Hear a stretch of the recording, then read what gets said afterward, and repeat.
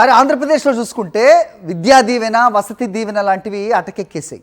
స్టూడెంట్స్ని ఏమాత్రం పట్టించుకోవట్లేదు అనేది ఇప్పుడు దాదాపు అందరికీ అర్థమైన పరిస్థితి. దానికి యాడెడ్గా విశాఖ అడవేరులో బీసీ గురుకులంలో దారుణం చోటు చేసుకుందని చెప్పచ్చు.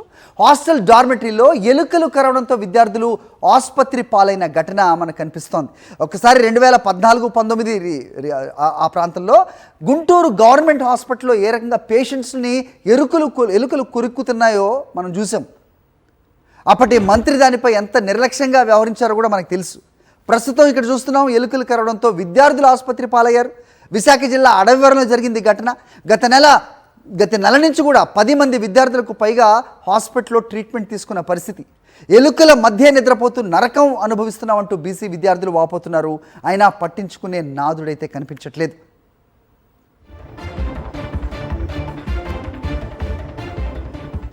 ఘటనపై అప్డేట్స్ మా కరెస్పాండెంట్ అనిల్ ఇస్తారు. అనిల్, చెప్పండి, ఎలా ఉంది ప్రస్తుతం ఆ విద్యార్థుల పరిస్థితి? ఏంటి అక్కడ సిచ్యువేషన్? రాష్ట్రంలో విద్యార్థుల పరిస్థితి అత్యంత దారుణంగా ఉంది. ముఖ్యంగా గురుకులాల్లోని ఎస్టీ ఎస్సీ హాస్టల్స్ లో చదువుకుంటున్నటువంటి విద్యార్థుల పరిస్థితి అత్యంత దయనీయంగా మారింది. చాలా ప్రాంతాల్లో భవనాలు ఎప్పుడు కూలిపోతాయనే పరిస్థితిలో ఉంటే, ఇక్కడ అడివరంలో ఉన్నటువంటి బీసీ గురుకుల పాఠశాలలో డార్మెటరీలో ఎలుకలు వచ్చి పిల్లలను కొరికేయడం, 10 మంది ఆసుపత్రి పాలైనటువంటి అత్యంత దారుణమైనటువంటి ఘటన వెలుగులోకి వచ్చింది.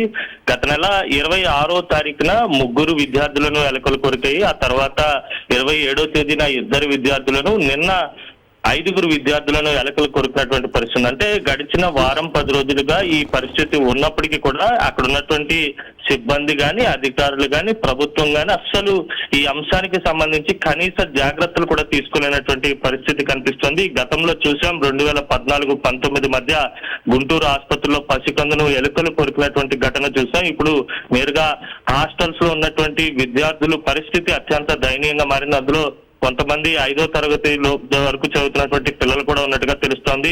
అయితే దీనికి సంబంధించినటువంటి సమాచారం ఏది కూడా బయటకు రాకుండా అధికారులు గోప్యత పాటిస్తున్నారు. ఇంకా 10 మందినే ఎలుకలు కొరికాయా, లేకపోతే ఇంకా ఆసుపత్రి పాలైనటువంటి విద్యార్థుల సంఖ్య ఎక్కువగా ఉందా అనే అంశాలు కూడా బయటకు రాకుండా జాగ్రత్త పడుతున్నటువంటి సందర్భం కనిపిస్తుంది. ఏదేమైనప్పటికీ కూడా హాస్టల్స్ లో చదువుతున్నటువంటి విద్యార్థులకు నాణ్యమైనటువంటి భోజనం లేకపోగా వారి సంక్షేమాన్ని కూడా ప్రభుత్వం పూర్తిగా గాలికి వదిలేస్తుంది అనేది స్పష్టంగా అర్థమవుతుంది. ఇప్పటికైనా అధికారులు సమగ్రమైనటువంటి చర్యలు తీసుకోవాలి, ఇలాంటి ఘటనలు పునరావృతం కాకుండా చూడాలని విద్యార్థి సంఘాలు డిమాండ్ చేస్తున్నాయి. హరి, రైట్, ఆ విజువల్లో మనం చూస్తున్నాం. నిజంగా రెసిడెన్షియల్ ఎలా ఉంది, విద్యార్థులు చదువుకునే ప్లేస్ కానీ ఆ డార్మెటరీ కానీ నిజంగా విద్యార్థులు ఉండదగ్గ ప్రదేశమేనా అది? గత 5 సంవత్సరాల పాలన ఒకసారి చూసుకుంటే కనుక స్టూడెంట్స్ చదువుకునే స్కూళ్ళు, హాస్టళ్ల రూపురేఖలు మార్చేసిన పరిస్థితి ఉంటే, ప్రస్తుతం ఇంత దీన స్థితిలో ఉన్న ఎందుకు పట్టించుకోవట్లేదు ప్రభుత్వ వర్గాలు? ఆ రకంగా ఉన్నాయి మరి దారుణంగా.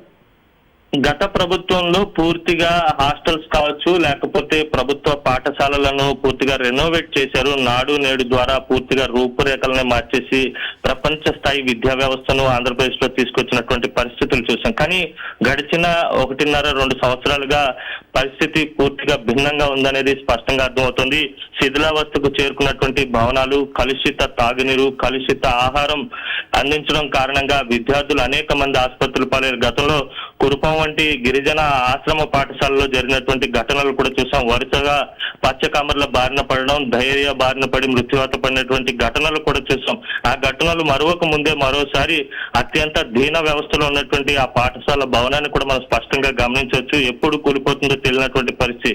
అలాంటి భవనంలోనే ఎలుకలు చొరబడి పిల్లలను కొరుకుతుంటే కనీస జాగ్రత్తలు కూడా తీసుకోకుండా సిబ్బంది గాని, ప్రభుత్వం గాని వ్యవహరిస్తున్నారు. గడిచిన వారం రోజులుగా పదే ఎలుకలు కొరికి పిల్లల ఆసుపత్రి పాలు అవుతున్నప్పటికీ కూడా కనీసం ఒక ఉన్నత స్థాయి అధికారి కూడా ఆ గురుకుల పాఠశాలను సందర్శించలేదు. దానికి సంబంధించినటువంటి చర్యలపై కూడా ఆరా తీనటువంటి దుస్థితి నెలకొంది. హరి, రైట్ అనిల్.